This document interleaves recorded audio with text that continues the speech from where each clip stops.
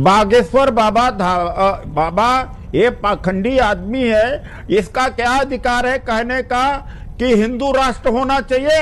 ये संविधान विरोधी है, ये बीजेपी आरएसएस का आदमी है कि संविधान विरोधी बात आपके चैनल पर कर रहे हैं लोग, और आप भी चर्चा कर रहे हैं। हमारा राष्ट्रीय ग्रंथ एक है, संविधान है। हाँ। देश संविधान से चलेगा।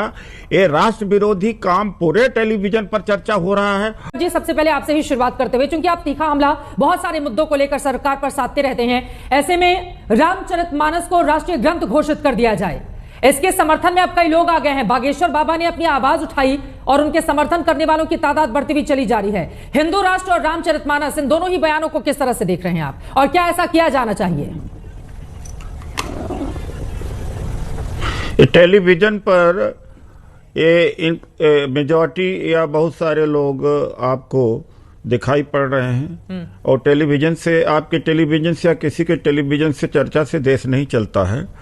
ये पूछना चाहिए इन बुद्धिमान लोगों से, कंपन की रामायण राष्ट्र ग्रंथ हो, कि कृतिबा बंगाली वर्जन का हो, कि वाल्मीकि रामायण हो, कि तुलसीदास दुबे का रामायण है, पहले ये तो तय कर ले। 300 से ज़्यादा रामायणें लिखी गई हैं, पहले महापुरुषों को, अकलमंदों को ये तो तय कर लो कि कौन सा रामायण को रामचरित ग्रंथ राष्ट्रीय ग्रंथ घोषित करना चाहते हैं। तुलसीदास ने पहले जो लिखी इसका है तय कर ले, फिर बाद में देखा जाएगा। राष्ट्रीय ग्रंथ घोषित करने की मांग कर रहे हैं बाबा बागेश्वर वाले, तुलसीदास की रामचरितमानस को। तो वाल्मीकि समाज क्या, तो वाल्मीकि भगवान का क्या होगा, अपमान हो रहा वाल्मीकि समाज का। और साउथ में कंपन का जो रामायण है, बंगाल में दूसरा रामायण है, तो हिंदू समाज को तोड़ने का काम कर रहे हैं लोग, उसी में झगड़ा कर रहे हैं। हिंदू समाज को एक करना चाहिए कि तोड़ने का काम कर रहे हैं। रामचरितमानस तो ज्यादा से ज्यादा नॉर्थ इंडिया में चलता है, लेकिन बंगाल में कौन सा रामायण है? पूरा वाल्मीकि समाज, दलित समाज कितना बड़ा समाज है, वो तो वाल्मीकि जी को मानता। तो ये लोगों क्या देश तोड़ने का ठेका ले रखा है इन लोग? क्या रामायण को मेरी कोई मांग नहीं है, कोई संविधान एक, अरे भाई कह तो रहा हूं, पहले ये तो तय कर ले कौन सा रामायण, पहले ये तो इनसे तो पूछिए अकलमंदों से। अभी वाल्मीकि, अरे ये अकलमंदों, पहले 300 रामायण में तुम पहले तय, अरे भाई इनको तो पहले तय करने दो ना। ये सवाल अब इनसे बनता, मुझसे थोड़ी बनता है। 300 में से तय कर ले पहले ये कौन सा रामायण लागू करना चाहते हैं। ठीक है, पहले ये तय कर ले। स्वामी दीपांकर जी आपके पास आते हैं, पहले तो आप लोग यही तय कर लीजिए कि रामायण, रामचरितमानस, श्रीमद् भगवद गीता, वो कौन से धर्म ग्रंथ होंगे जिसको राष्ट्रीय ग्रंथ घोषित किया जाए। तो आप लोगों में भी बहुत कंफ्यूजन है और निशाने पर आप अपने विरोधियों को रखते हैं। देखिए, मैं समझता हूं चित्रा जी के रामायण है, चाहे वाल्मीकि जी ने लिखी हो या तुलसीदास ने, जिसे उदित भाई कहें उस रामायण को कर दीजिए। वाह। पर रही बात जहां तक उदित बाबू की, मुझे लगता है खुद कंफ्यूज्ड है।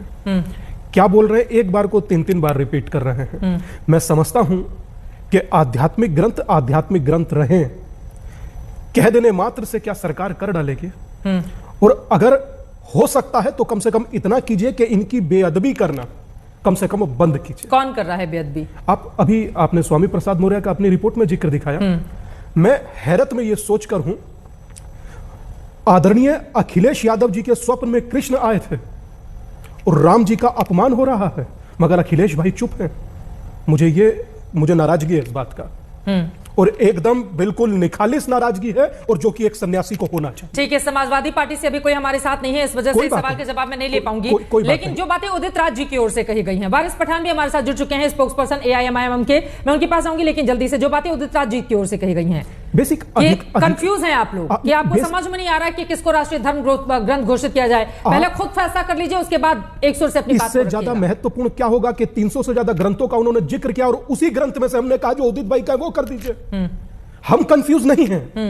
कंफ्यूज वो लोग हैं जो वोट के आधार पर, जातिवाद के आधार पर, और जातियों को जातियों में बांटने के आधार पर पॉलिटिक्स करते हैं। मैं 50 बार उदित भाई को कह चुका हूं, चलिए मेरे साथ कुंभ, आज तक नहीं चले, और इस बार भी कुंभ आएगा, फिर कहूंगा चलिए, फिर नहीं चलेंगे, और मेरे साथ बैठकर टीवी पर कंफ्यूजन वाली बातें करें। जवाब देना चाह रहे हैं वो उदित राज जी, वो आपको बुला रहे हैं कुंभ में, जाइए उनके साथ। पिछले 3 सालों से देखिए, सबसे पहले जो शंकराचार्य हैं, उनकी एक जाति के मोनोपोली को ये पहले खत्म करें। तब हम शुरू करेंगे। एक दूसरा बात है कि संविधान विरोधी बात आपके चैनल पर कर रहे हैं लोग, और आप भी चर्चा कर रहे हैं। हमारा राष्ट्रीय ग्रंथ एक है, संविधान है। हाँ। देश संविधान से चलेगा। ये राष्ट्र विरोधी काम पूरे टेलीविजन पर चर्चा हो रहा है, और आप चर्चा कर रहे हो। चर्चा होने दिया, ये बीजेपी प्रायोजित है एक ग्रंथ। अरे आपको इसीलिए बुला के रखा है ना उदित राज जी, संविधान की भी बात हो, देश संविधान से ही चलेगा और चल रहा है। लेकिन अगर समाज के एक कोने से इस तरह की आवाज उठ रही है और वो फैलती हुई चली जा रही है, तो उस पर हम चर्चा कर रहे हैं, क्योंकि समाज के एक हिस्से में इसको लेकर चर्चा चल रही है। और टीवी का यही काम है, हम तो समाज का आईना है ना, जो समाज में चल रहा है उसको दिखाने का काम करते हैं। उदित जी, इसीलिए आपको बुलाया है।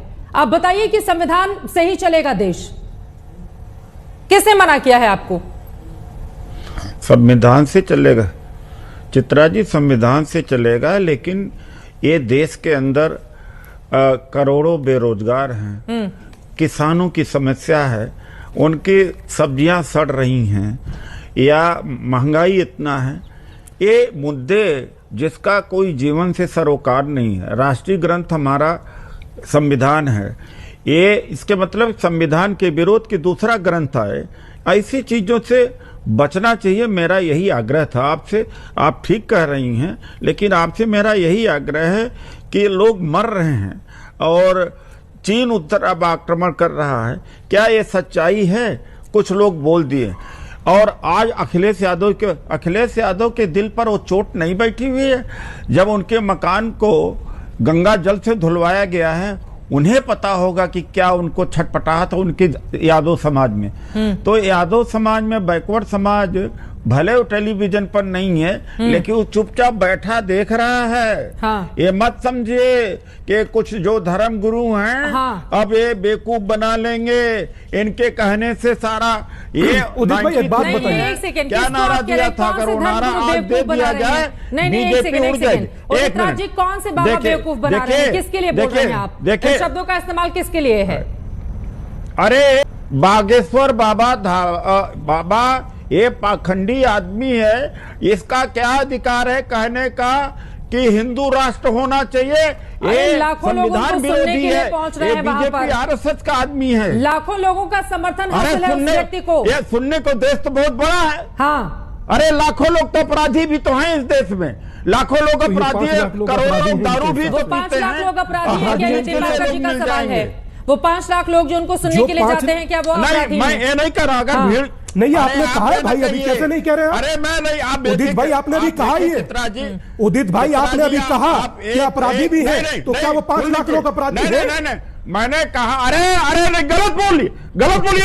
मेरी बात को थोड़ा बार रोके मत। हमने कहा हर चीज के लिए लाखों, देखिए ऐसा है स्वामी जी, हर चीज के लिए लोग मिल जाते हैं, लाखों शराबी भी मिल जाते हैं। यहाँ भीड़ में मारने के लिए हजारों आप कैसी बातें कर रहे हैं उदित राज जी? एक तरफ आप संविधान की बात कर रहे हैं, वही संविधान हमें बोलने की आजादी देता है, तो आप कह रहे हैं कि नहीं, अगर वो बोल रहे हैं तो वो अपराधी हैं, ये हैं, वो हैं। नहीं, जो 5 लाख लोग बैठे हैं वो भी अपराधी पर टिके हुए हैं, तो संविधान पर ही रहिए ना। वही संविधान तो बोलने की आजादी देता है इस देश को, हर एक व्यक्ति को। अरे भाई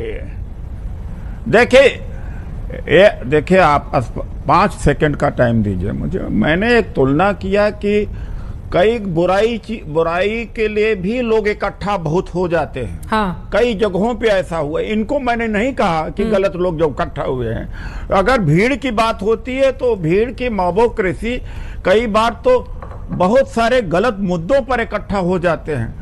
फिल्म बैन करने के लिए, जबकि फिल्म में कुछ नहीं है, तो उसको भी क्या उदाहरण दे? ये मैंने कहा, मैंने उस भीड़ के बारे में जो बाबा के साथ भीड़ जुटे, मैं उनको नहीं कहा, एक तुलना किया। ठीक है, मैं लौट रही हूँ आपके पास।